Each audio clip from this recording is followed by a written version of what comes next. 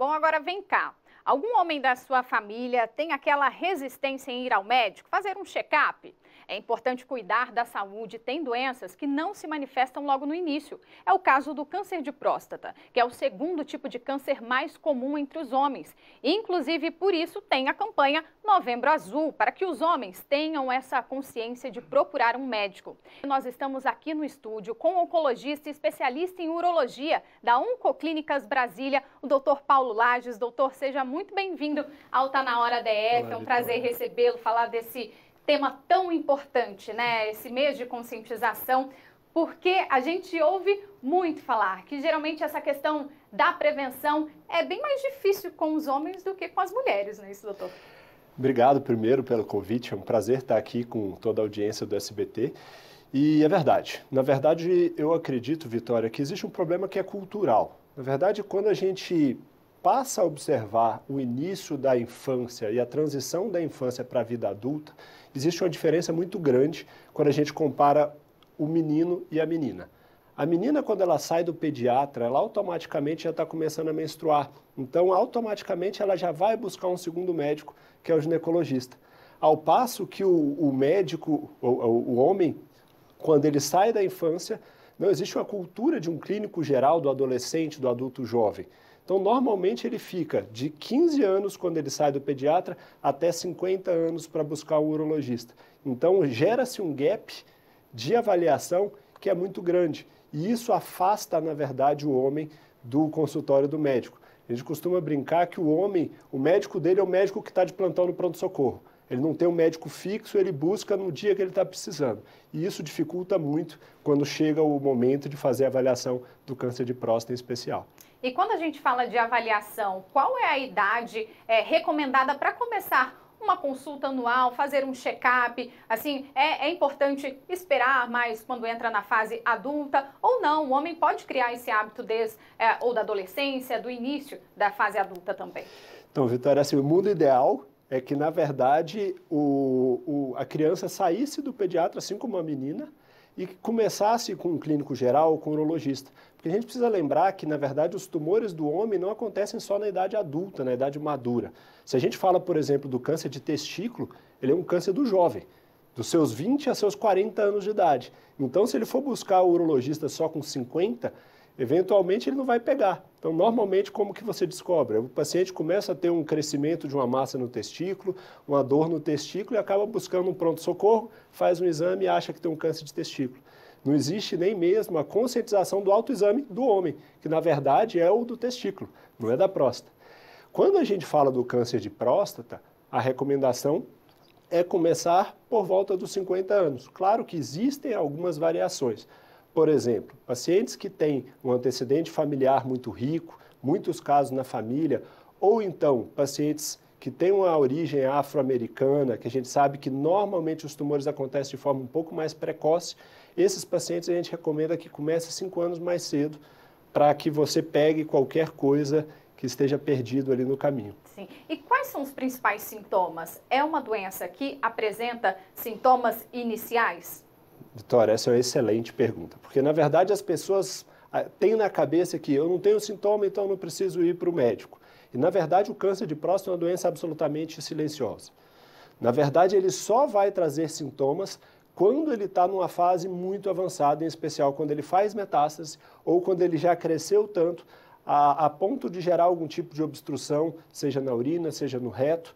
Então, o mais comum dos sintomas da próstata, na verdade, apesar de assustar, são da doença benigna, que crescem obstruindo o canal da uretra e esses pacientes começam a ter uma redução do jato urinário, começam a levantar muito à noite para fazer xixi e isso motiva eles a procurar o médico. Na verdade, não é nem o câncer, muitas vezes é a doença benigna.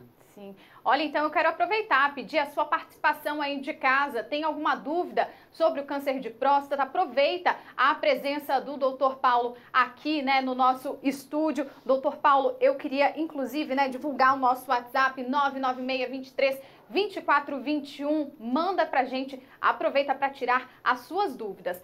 Doutor, os exames, quando o paciente procura um médico, são exames simples, exames de rotina? Muito.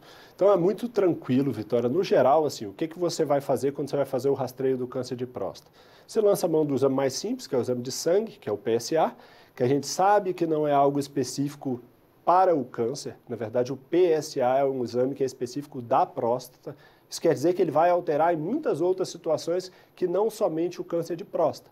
Mas ele é um passo inicial, porque quando você começa a enxergar oscilações naqueles valores de PSA, isso tem que chamar a atenção do clínico, do cardiologista ou do urologista que estiver acompanhando esse paciente. A gente lança a mão do toque retal ainda que haja muita controvérsia. É um exame muito delicado. Existe uma briga enorme, fazer ou não fazer, mas a gente tem alguns detalhes que, a meu ver, são muito importantes. Então é um exame que não traz nenhum tipo de custo, não traz nenhum tipo de risco e é um exame que é extremamente rápido, em especial quando você compara com o exame preventivo da mulher, que na verdade é um exame muito mais desgastante, muito mais demorado, então é algo muito rápido. Claro que você precisa entender o toque retal com toda a sua limitação, que é uma limitação muito grande. Ah, você não pode falar que porque o seu toque retal é normal, você não tem risco, que você não tem câncer. Esse é o grande ponto. Então, você entendendo que é um método que é extremamente limitado, mas em associação com o PSA, ele pode trazer algumas vantagens, em especial para aqueles casos de doença mais agressiva, que é aquele que o PSA não costuma alterar. Vamos que já tem perguntas chegando aqui no nosso WhatsApp, doutor. Vamos colocar a pergunta aqui na tela. Ricardo, Vitória, boa noite. Sou o Ricardo de Novo Gama. Quais são os sintomas do câncer de próstata? A partir de que idade devemos procurar um especialista? No caso, para quem está acompanhando agora, ligou a televisão neste momento, doutor, fala pra gente os sintomas do câncer e a partir de qual idade? Excelente. Vamos lá, Ricardo. Então, para você, primeira coisa, câncer de próstata, na maior parte dos casos, não vão te trazer nenhum sintoma. Quem vai trazer mais sintomas é a doença benigna da próstata, que vai trazer aqueles sintomas urinários mais floridos. Em especial, idas mais frequentes ao banheiro, levantar muito à noite para urinar, o jato vai afinando, então você vai ver que a distância do jato urinário vai ficando cada vez o jato mais fraquinho, mas isso é da doença benigna. Então, você não pode esperar ter sintoma do câncer de próstata, porque ele acontece de forma muito tardia. A recomendação de início de triagem na população geral é 50 anos. Claro que existem variações. Se você tem muitos casos na sua família, se você tem casos de câncer de próstata, por exemplo, na sua família em idades abaixo de 60 anos, ou se você tem uma ascendência afro-americana, existe uma recomendação que você antecipe um pouquinho, mais ou menos 5 anos, a idade que você começa o rastreio. Sim. Aqui temos mais perguntas chegando. Olha só, o José Henrique Vargas. Eu estou com 80 anos e cuido da próstata desde os 40. Tomo remédio para desinchá-la. Aí o relato de um paciente que está acompanhando, né, há 40 anos. Perfeito, Esse é o procedimento? José, é isso mesmo. Importante que o que você está fazendo para desinchar o câncer a sua próstata não é para tratar o câncer, é para tratar a doença benigna que a gente falou. Então é absolutamente natural que a próstata vá crescendo durante toda a nossa vida, porque isso acontece sob o estímulo da testosterona. Então quem faz as células da próstata multiplicar é exatamente a testosterona. Como o homem nunca para de produzir testosterona, diferente da mulher que entra na menopausa e dá uma paradinha, o homem, por toda a vida, vai produzir testosterona. O que isso significa? Significa que a célula da próstata vai multiplicar por toda a vida. Na maior parte das vezes, crescendo e formando uma doença benigna.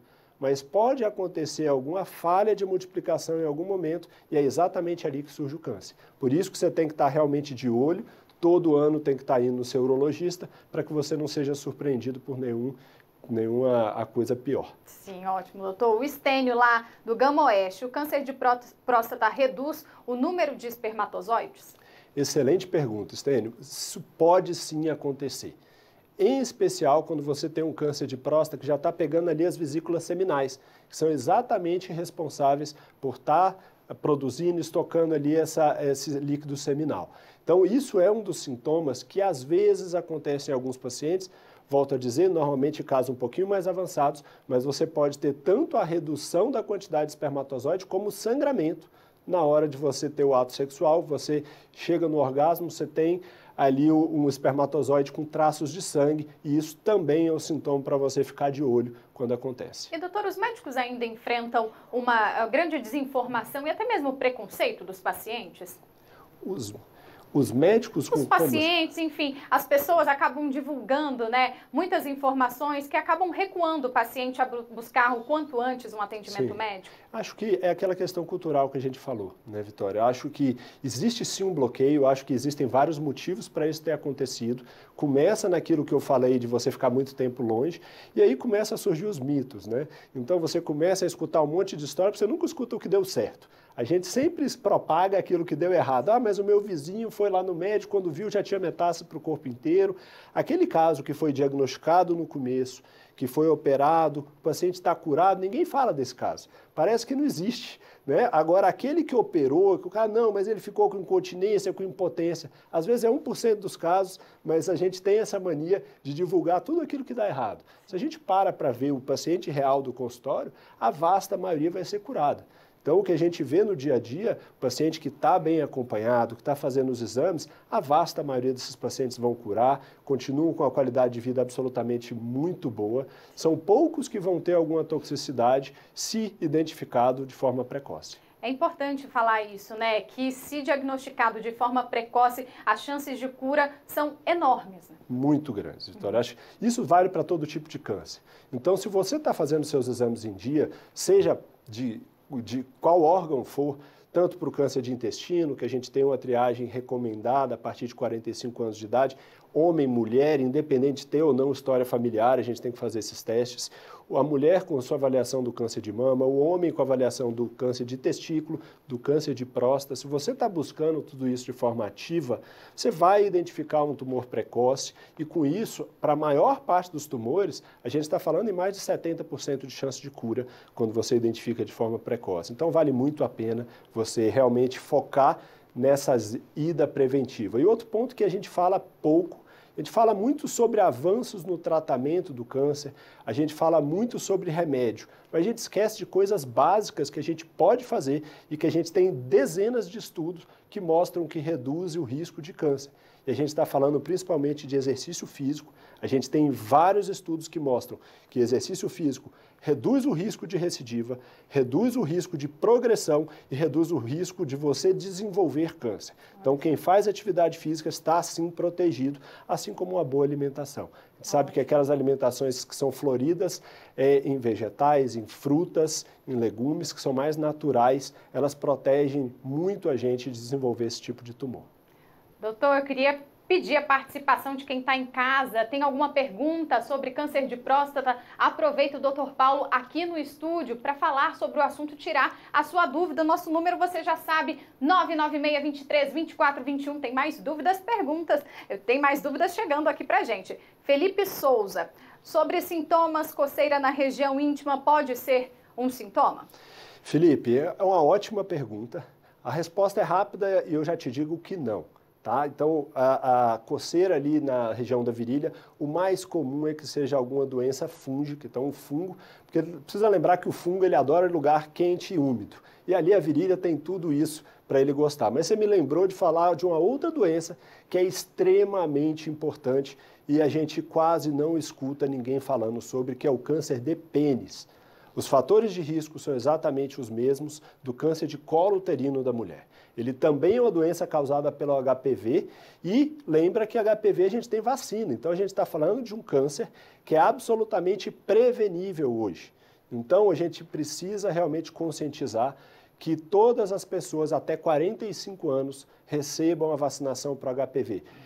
A vacinação do HPV é a melhor vacina para você se proteger de câncer. Você está se protegendo de câncer de pênis, de vulva, de vagina, de colo de útero, de boca, de esôfago, de estômago. Então, acho que vale muito a pena. E é disponível no Sistema Único de Saúde? No Sistema Único não, mas você consegue no ambiente privado e vale muito a pena. Se você estiver falando dessa quantidade de prevenção, é uma coisa que é uma gama muito grande. É um investimento? Muito, muito. Assim como você fazer atividade física e comer bem, é um investimento na sua saúde. Ótimo, doutor. Temos mais perguntas chegando aqui no nosso WhatsApp.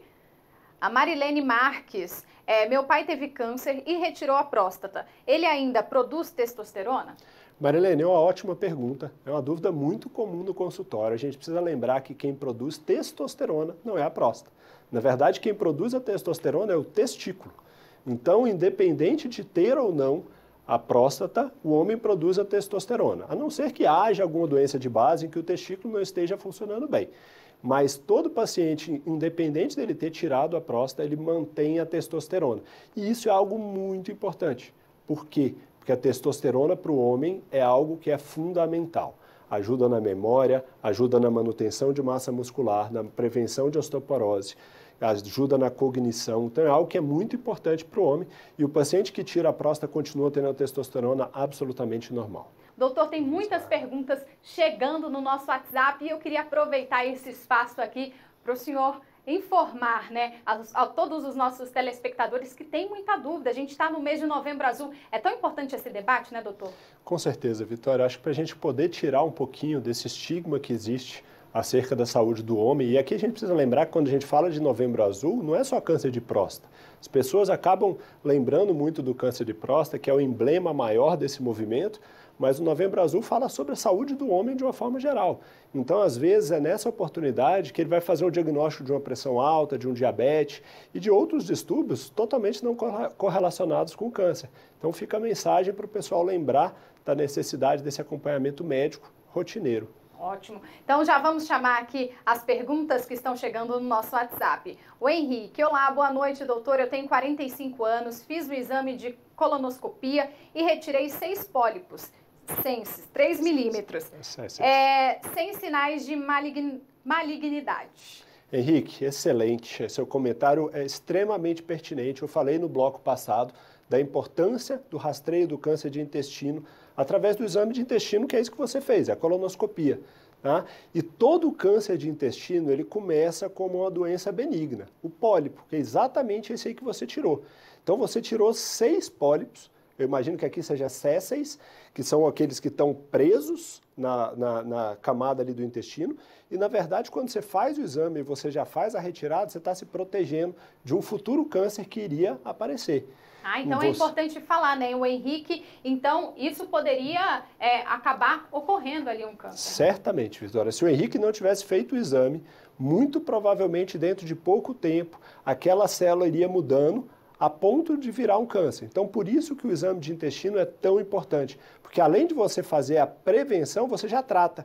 Porque se você tira a lesão enquanto ela ainda é uma lesão benigna, você tira a chance daquilo virar um câncer. Então, ele é extremamente relevante, tanto para o homem quanto para a mulher. E o Henrique tem que ficar muito atento, porque ele tem, muito provavelmente, um histórico familiar. Porque com 45 anos ele ter tirado 6 pólipos, ele pode procurar que na família dele tem outras pessoas e todos os irmãos, pais, tios têm também que fazer o exame se ainda não o fizeram. Já ficou alerta, né? O Edivaldo mandou: tem exame de sangue para identificar câncer de próstata?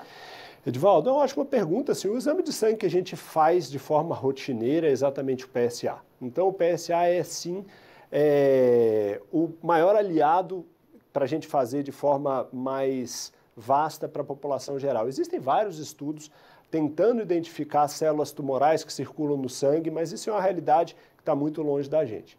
O importante, quando a gente fala do PSA, que é exatamente o exame de sangue, é a gente entender que o PSA, o importante são as variações dele. Como eu falei, o PSA é um exame, é uma substância que é produzida pela próstata normal. Quando ela está doente, seja com câncer, seja com outras coisas, ela vai aumentar a produção de PSA. Então, por exemplo, se o paciente tem uma inflamação na próstata, se ele tem uma infecção de próstata, o PSA dele vai ser mais alto. O paciente que anda de bicicleta, ele vai ter um estímulo sobre a região da próstata, ele vai ter uma inflamação crônica da próstata e, consequentemente, um PSA mais alto. Isso quer dizer que ele tem um risco maior de câncer? Não. O que você precisa saber é que pode ser que o habitual desse paciente seja um pouquinho mais alto que o normal. Por isso que o mais importante quando a gente olha para o PSA não é o valor absoluto, é muito mais a variação. Então, você tinha um PSA de 1,8, ele subiu para 2,5 de forma rápida. O normal é até 4. Não, mudou. Então, se mudou, você tem que procurar e ver se tem alguma coisa de errado acontecendo. E um ponto que é muito importante, Vitória, que pouquíssima gente sabe, a gente aprendeu mais uma coisa ao longo da pandemia. A gente descobriu que a infecção pelo Covid pode causar um quadro inflamatório extremamente importante na próstata. E pode subir o PSA, inclusive a vacina do Covid, pode gerar alteração no PSA. Então, na verdade, você tem que estar no médico, você tem que estar fazendo o exame para você poder fazer o diagnóstico correto também, mesmo diante de outros casos que não são câncer. Por isso é essencial procurar um médico, até para quem não entende, né, não consegue identificar ali, fez o exame, mas não sabe ler esse exame, o médico vai ali e desvendar tudo, né? Exatamente, Vitória. Ótimo. Vamos para a próxima pergunta, a Graziele. Boa noite, doutor. O câncer de próstata ajudaria na relação sexual? Prejudica. Prejudicaria, desculpa, prejudica. Grazi, assim, a sua pergunta tem várias possibilidades de responder. Assim, se você está falando do paciente que está tratando de um câncer de próstata, sim. Porque quase todos os tratamentos, de alguma forma, vão influenciar com a questão sexual. Se você vai para uma cirurgia, você tem um risco de uma piora sexual. Se você tem uma doença avançada e o tratamento base de câncer de próstata para tratamento de doença avançada é baixar a testosterona. Quando a gente baixa a testosterona, a gente está mexendo com o libido e isso diretamente vai estar relacionado com a atividade sexual. Então, o manejo do câncer de próstata, na sua vasta maioria dos casos, de alguma forma vai influenciar. Simplesmente a presença do câncer de próstata, se isso vai mudar, em poucos casos. Como eu falei, se você tem um acometimento da vesícula seminal, você pode ter um sangramento na hora da relação, mas no geral não mexe em testosterona, então a relação no geral, a não ser que você tenha uma doença avançada, que pegue, por exemplo, o nervo que passa próximo à próstata, que é responsável pela potência sexual, aí você pode ter, mas casos iniciais não. Até porque é um tratamento, muitas vezes, né, quando a pessoa descobre um câncer, é um tratamento mais chatinho, tem alguns medicamentos que dão efeitos colaterais, mas terminou o tratamento, tá ali, tá na fase inicial, a chance de cura é enorme. Então, depois, vai voltando à vida normal, né, doutor? Exatamente, Vitória. Acho que tudo que a gente trata de forma precoce, não só câncer, mas todo tipo de doença, você evita complicações futuras. Então, se você tratou direitinho, no momento certo, com um bom profissional, a sua chance de estar curado e ter uma qualidade de vida absolutamente boa é muito grande. Ótimo.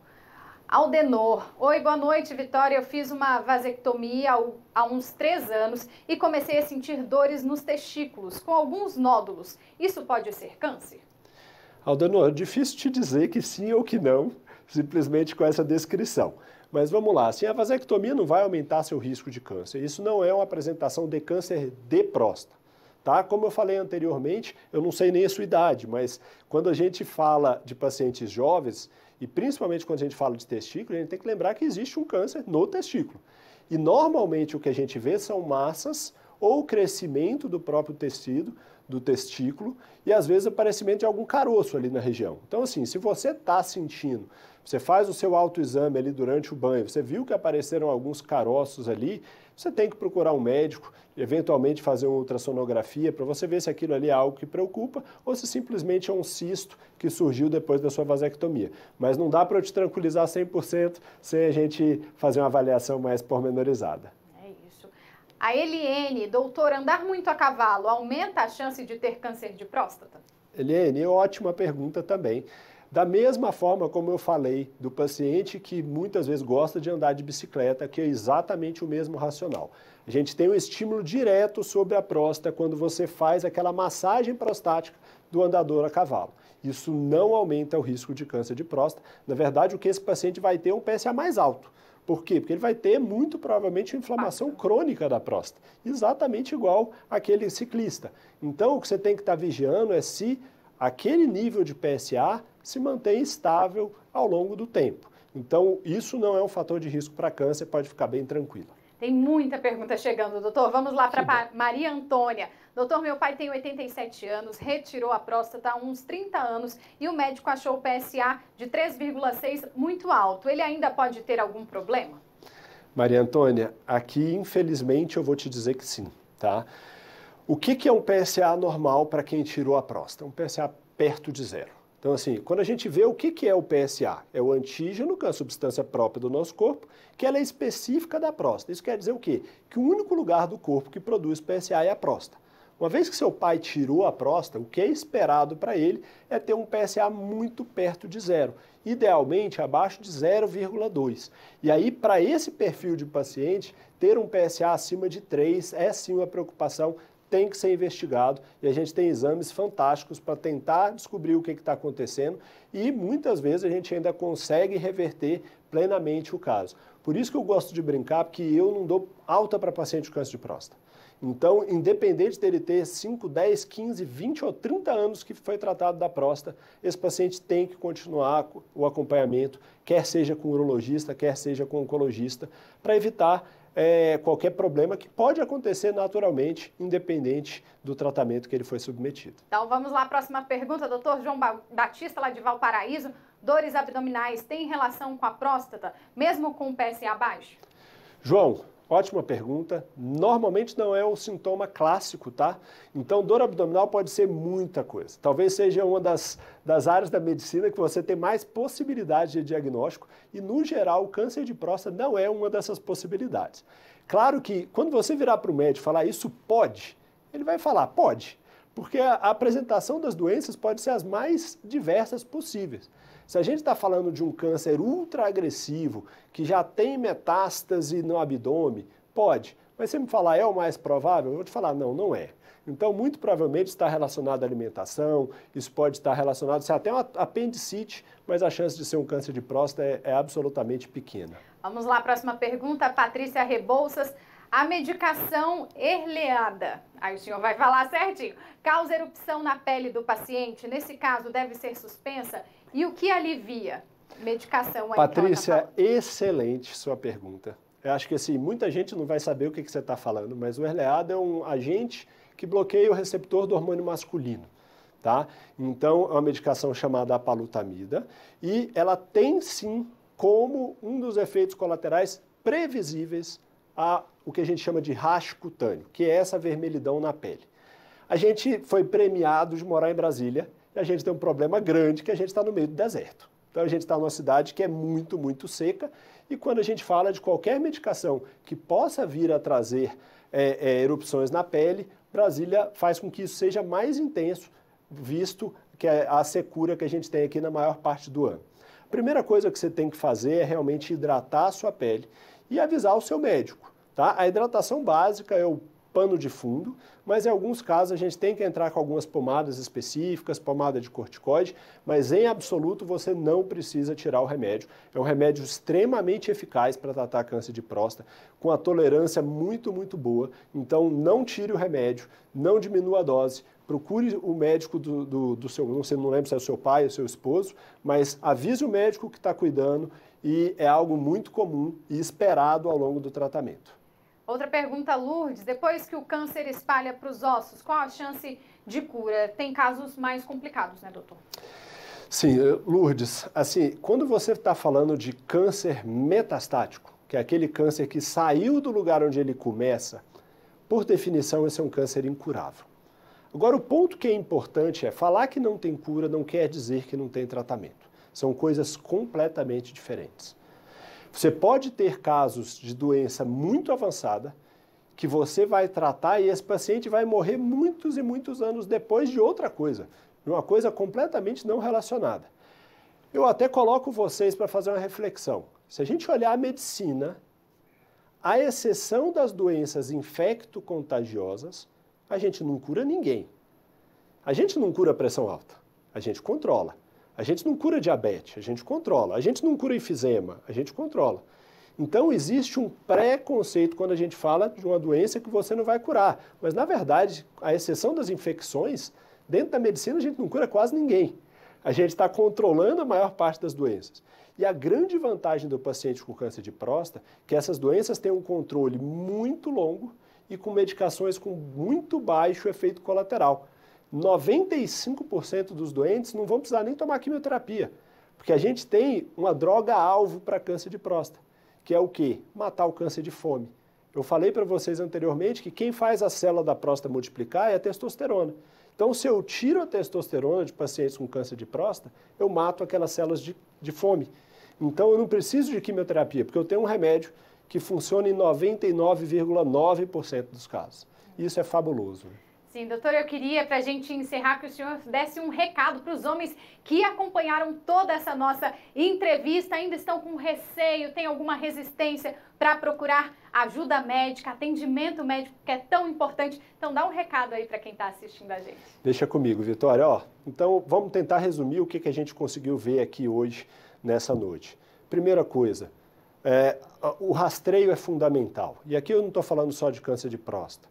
Então, eu gosto muito de uma analogia que a gente faz, que quando a gente fala de saúde, é muito parecido com o que a gente fala de previdência privada. O que isso quer dizer? Quanto antes você começar a investir na sua saúde, mais saúde você vai ter na sua velhice. Sempre vale a pena começar.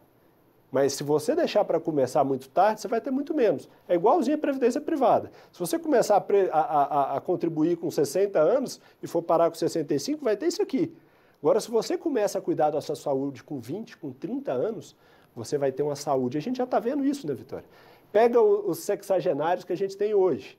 Pega ali George Clooney, pega Tom Cruise, olha quem são os sexagenários, olha a quantidade de saúde. Então, se você investe na sua saúde, você vai ter saúde. E o que é investir em saúde? É esporte, é alimentação, é vacina. A Gabi falou ali do sarampo. Então, a Gabi falou da erradicação do sarampo, que a gente já tinha há muito tempo. E a gente conversou ao longo do programa de várias outras coisas importantes. Vacina para hepatite, vacina para HPV, são várias possibilidades que a gente tem. É isso. Então, se você cuidou, você vai ter uma saúde no final. Doutor Paulo, muito obrigada pela participação, foi um prazer. Ótimas dúvidas que o senhor tirou aqui dos nossos telespectadores, eu tenho certeza que foi de extrema importância. Obrigada pela participação. Obrigado pelo convite, Vitória, um prazer. Prazer.